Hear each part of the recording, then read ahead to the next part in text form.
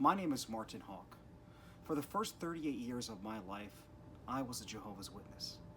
I've been awake and out for 31 months, and I thought it was time for me to tell my story. I hope this video can help people realize that Jehovah's Witnesses are not the true religion. They do not have the answers. I'm going to make a video about my family's life's history with the organization, what I did in the organization, how I woke up, and why. Also, I'd like to make a second video about all of my family's problems with Jehovah's Witnesses and child abuse, which stretches back over 50 years. And then finally, I'd like to make a third video in the future showing how my life has benefited in the last 2.5+ years that I've been out. So where do we begin? Well, we have to begin back in World War I with my family's history. My great-grandmother's uncle was a World War I veteran. He was very disillusioned, upset with all the carnage he saw in that Great War. After he left in 1919, he was contacted by Bible students. He immediately converted to that organization.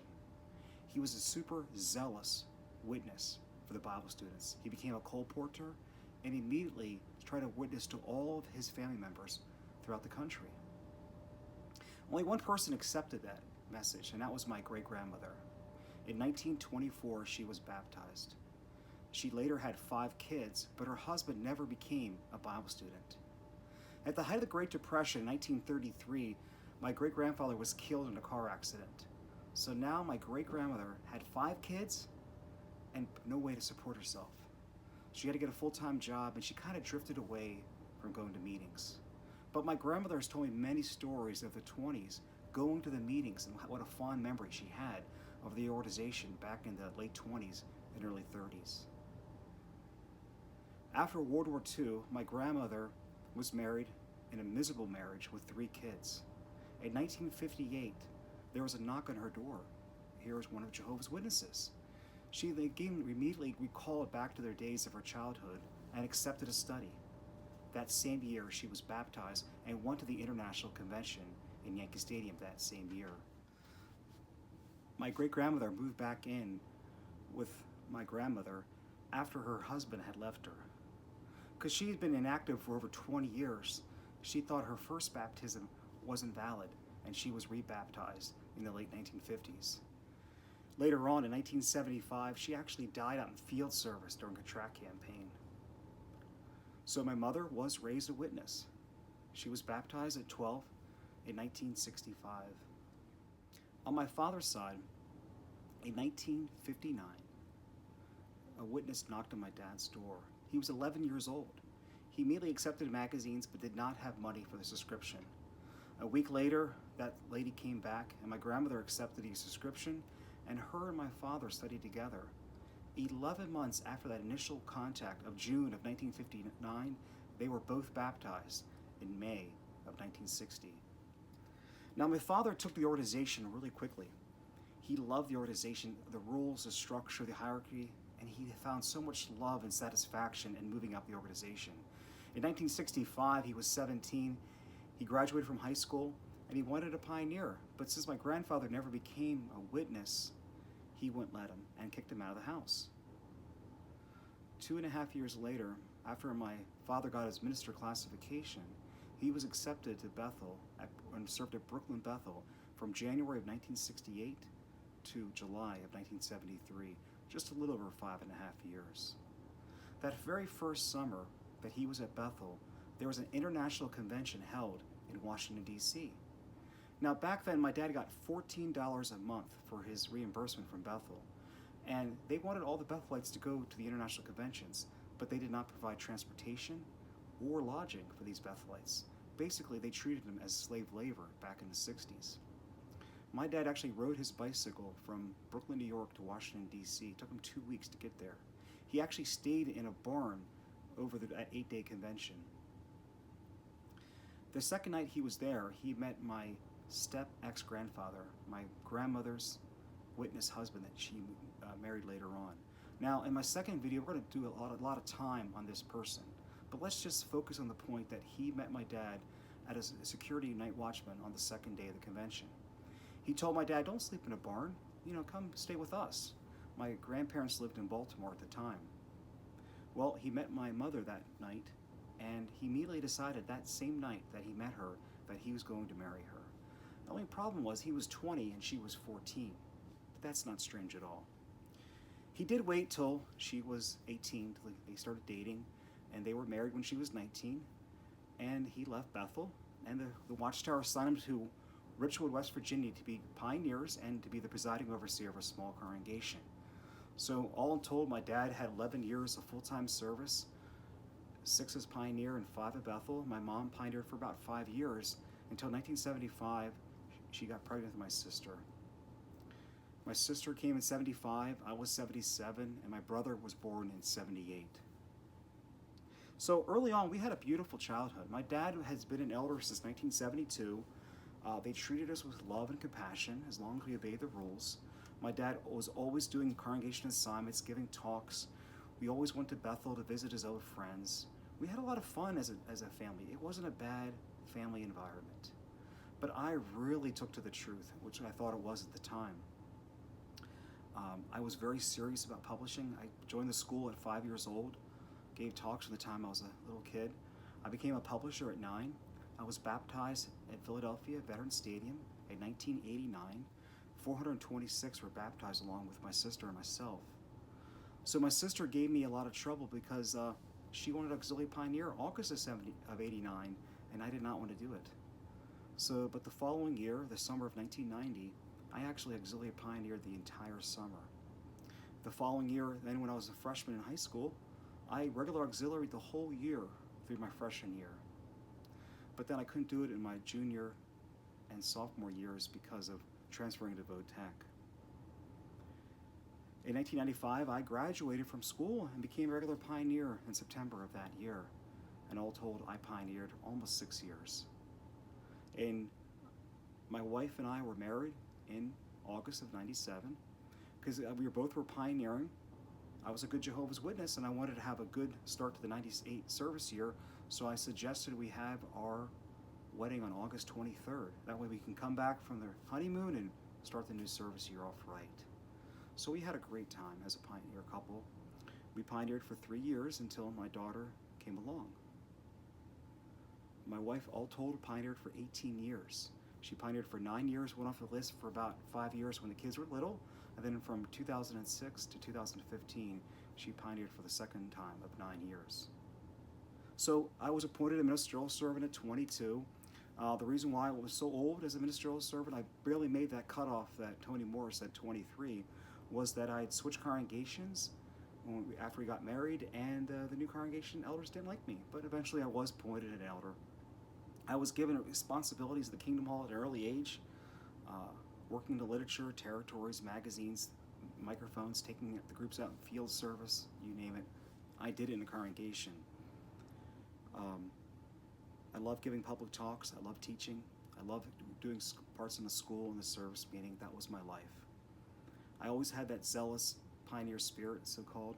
I always worked third shift, so even if I wasn't auxiliary pioneering, I would go out in service every Wednesday because I worked nights. I could go home, take a shower, and meet the group, and take the group out in service on a Wednesday. And I loved it. So life was pretty good. You know, I was believing.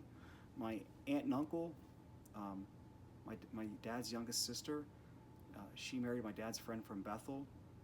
They were sent by the branch to Utah to become special pioneers. In 1979, they were invited to Gilead, and they graduated in 1980.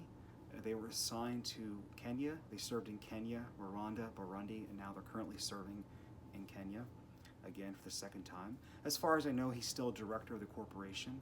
So of all of my dad's side of the family, all 5 of his young brothers and sisters all became witnesses. All of them served as pioneers over one time or another. All of them excelled in the truth. His 2 sisters married elders, and his 2 younger brothers became elders also. His other brother served at Bethel, and it was generally just a life around the ministry. Family reunions were always about who's doing better in the organization at that current time.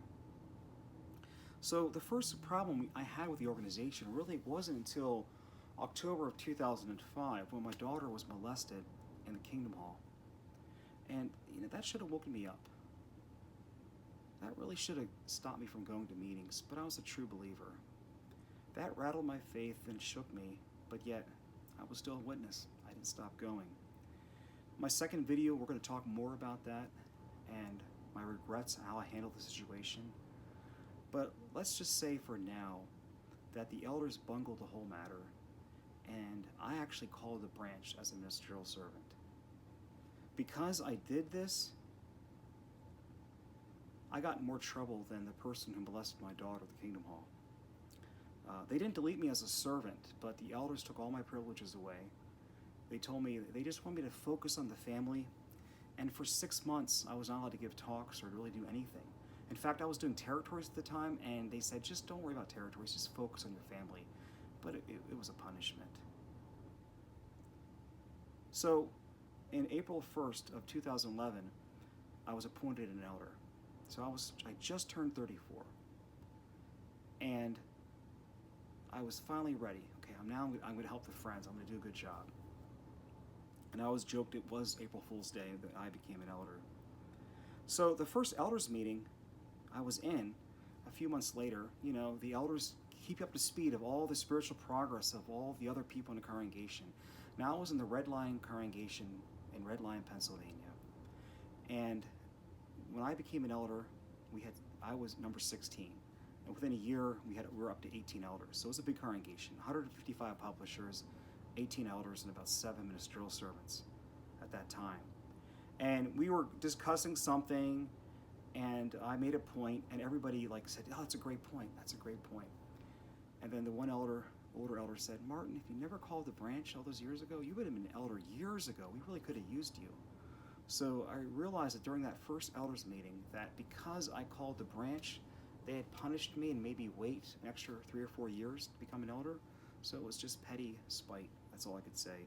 They just wanted to make sure that I was a company man. So again, I did lots of things in the congregation, gave talks, worked in unassigned territory. In fact, from 2010 to 2015, we did 6 straight years of unassigned territory in West Virginia, Kentucky, Virginia, and upstate New York. We went to international conventions. I auxiliary pioneered. My wife was a regular pioneer. But we just felt something was lacking. We just were missing a spark. My kids were both publishers at that time. And in the fall of 2013, we asked the circuit overseer, is there another congregation that needs help? And the next congregation over from us only had 4 elders. 2 elders had died that year. One of cancer, and one had actually killed himself in suicide. So they had 4 elders, and they were in their 60s and 70s.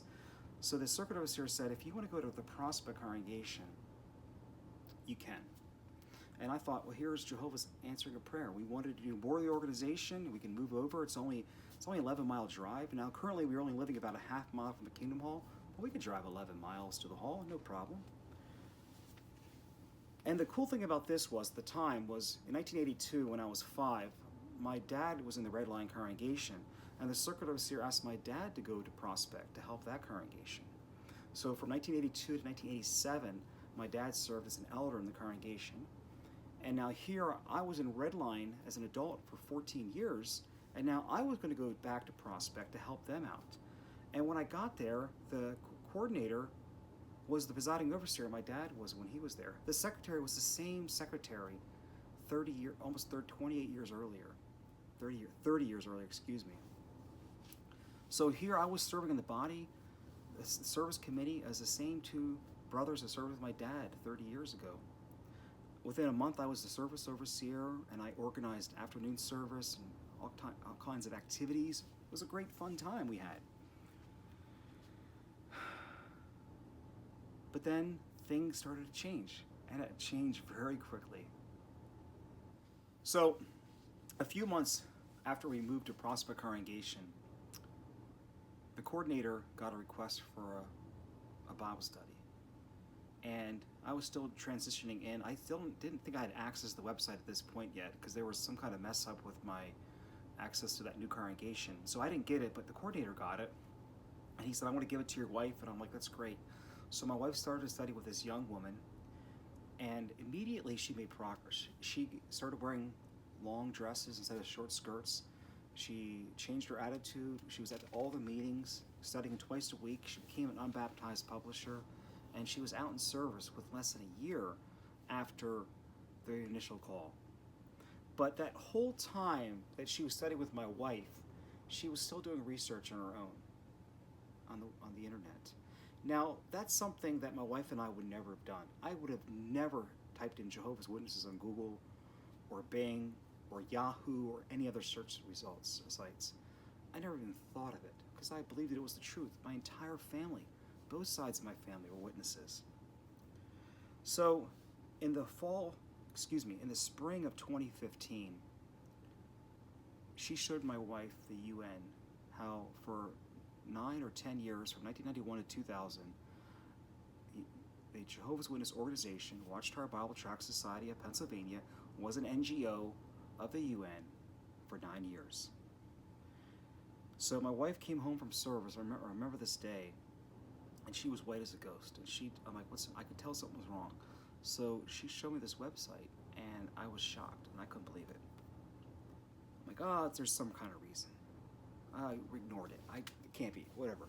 Because, and anybody young watching this video is not going to make a big deal, but if you grew up in the 80s like I did, remember, I was a kid when the Revelation book came out. We studied that book like 4 times. The UN was the demonized thing, the worst thing you could possibly think of. Now here, the Watchtower Bible Tract Society is in bed with the UN. If I voted, if I joined the military, if I ran for student council or local water boroughship overseer or school board, I could be disfellowshipped just for any kind of thing. But yet, they can be part of the UN for 9 years, and the only reason why they stopped was because the Guardian broke the story. So that was the first blow. That was the first string pulled out. But again, keep my head down. So my wife had a shock of faith, a conscience of her faith. And she, again, wanted to do more. Even though she's in a new congregation and she's having a study and she's driving farther now to service and everything, she wanted to do more. So she started going out in service in the Nepali field. There was a lot of Nepali refugees in our area. And she was just trying to find something to reignite that spark. So in the spring of 2015, she was going to all these Nepali meetings in Erie and Philadelphia, Pennsylvania. And Lancaster had a group. Harrisburg had a group, Lancaster did not. So I started doing it, and I really had a lot of fun. They were nice, warm people. It was so easy to get in and talk to them. So I started doing it too. So we were going every Thursday, we were going to Nepali meetings, and every Saturday. So we were going to 4 meetings a week. And then we realized there was a great need in Lancaster County because there was nobody working that territory. So my wife and I started going to Lancaster, driving 45 minutes each day, and working the Nepali field. And we had great success. We were getting 30, 40 people at some of these meetings. And then other people came from around parts of Pennsylvania to work that Nepali field. And by the summer of 2015, even though my wife is having all these doubts and all these fears and obligations, that we're starting a pre-language group, a pre-group in Lancaster, Pennsylvania. I was made the group overseer because I was the only one who could speak a little bit of Nepali, and it was not very much, but I did okay. I gave a couple talks. I used Google Translate and transliterized everything. So we were doing okay. We were doing good. Elder. So then in June of 2015, during the same time period, my wife worked part-time as a nurse, and somebody broke her arm, a resident at the nursing home. So now she can't work for 3 months. And the entire time, she's doing research. And I didn't neglect to say one thing, that young woman who showed my wife these things, she just bailed. She just disappeared, and I'm glad she did nothing with the organization. So then that summer, like June, July, August, my wife can't really go out in service because just the card rides hurt her, but she was still going to the meetings, and she was still doing her studies in Nepali, but she wasn't doing door-to-door. She was doing all this research, and it was just one thing after another, after another, after another. It was the Melno Park. It was 607. There was a Dead Sea Scroll exhibit in Philadelphia at the time, and she tricked me into going, thinking about what a faith-strengthening thing, even though she did that on purpose to show me the false dates and all the other documents that were found with the Dead Sea Scrolls, like all the other books that we don't consider holy or sacred. but why do we consider the Bible sacred, but these books were there? So that didn't work. That didn't wake me up. So then my daughter was 14, and she wanted a regular pioneer. So she was approved as a regular pioneer in September of 2015. And then my wife was doing more Nepali than she was doing English, because she really didn't believe, but yet she was still having so much fun with these Nepali. She had like 20 studies at one time. Crazy. So then, right after the district convention, the regional convention, we had a meeting with the service committee. Now, I was a service overseer, but I didn't know this was going on. The secretary and the coordinator got my wife and I together, and my coordinator yelled at my wife and said, "Hey, you're not doing the right thing. You're assigned to, in the Prospect congregation, you should not be going over to Lancaster and working out in service. That's not your job." And I was pretty upset with him. But again, that didn't wake me up, that did not wake me up. And I told him, because the way the organization's set up, in the elders' books, there's exceptions made for ministerial service and elders to help start new congregations and new groups, but there's no exceptions for sisters, because they don't care about sisters. So my wife just said, "Well, you know what, I'm done pioneering." And they're like, no, you're not done pioneering. She's like, "I'm done." So she went off the list, because I did not know it at this time that the ARC was going on the exact same time this meeting was, and she had been watching Jeff Jackson's testimony the exact same time that he was meeting with the coordinator was meeting with her. So my wife was done, and I think her last meeting was Thanksgiving Day, and she never went back again after that. So, and then in the meantime, she'd also showed the videos to my kids, and they were done. They didn't want to. They were like 13 and 14, and they did not want anything to do with it. So I was going to the meetings by myself, and I was lying about my wife, because she had just recovered from her broken arm. So I was telling everybody in the hall that she was having panic attacks, she's under stress. But the panic attacks weren't from the broken arm injury, the attack at the nursing home. It was from being in a Kingdom Hall and realizing it was all bullshit, and she was brainwashed for 40 years. So that was a rough time. We fought, and we fought, and we fought, and we fought those months. Every single day was a fight. I told her in the fall of 2015 that if you do not love Jehovah, I cannot love you. And then she asked me, "Are you saying you're going to leave me?" I'm like, "I'm not going to leave you, but you have to love Jehovah for me to love you." Yes, I was a jerk. I was brainwashed. I was wrong. But my wife stuck it out. She held out in for me. In about November of 2015, I don't know the time, but she showed me Lloyd's video, and I found out later on it was his first video, "Do Not Fear Them," when he made it in his basement, in his future bunker. And that was like a shocking, because here this man is so nice, so kind, so humble, so meek. He's not some crazy demonic apostate that I was told my entire life. But again, that did not wake me up. Yes, the child abuse did not wake me up. 607, the money scandals, UN, ARC did not wake me up. It was something very stupid. So what happened? Now, some of you might have known already from seeing my comments on Reddit and my interview with Lloyd, but what woke me up was something so dumb, but yet it was so shocking. So, I'm the service overseer. So the service overseer has to, every 6 months, he has to put all the inventory of the literature up on the website. Now, the reason why they do that is because, let's say you need Bible teach books, but the Watchtower doesn't want to print Bible teach books. Well, let's say the congregation B over here has 100 extra, so they'll just tell you to go get congregation B instead of ordering them. So that's why they want to see what everybody has. Now, this congregation in Prospect is an old congregation. There was hundreds of Trinity brochures, hundreds of old books in the counter. So in August of 2015, I put the inventory up online. And by September of 2015, I got a letter saying, "Throw these old books away." And I really wish I would have kept that letter. And they were the knowledge book, the Live Forever book, the reasoning book, the old organization book. There were psalm books. We still had the old psalm books in stock in the literature counter. Now, this is not the congregation library. This was in stock of the literature counter. Look brochures.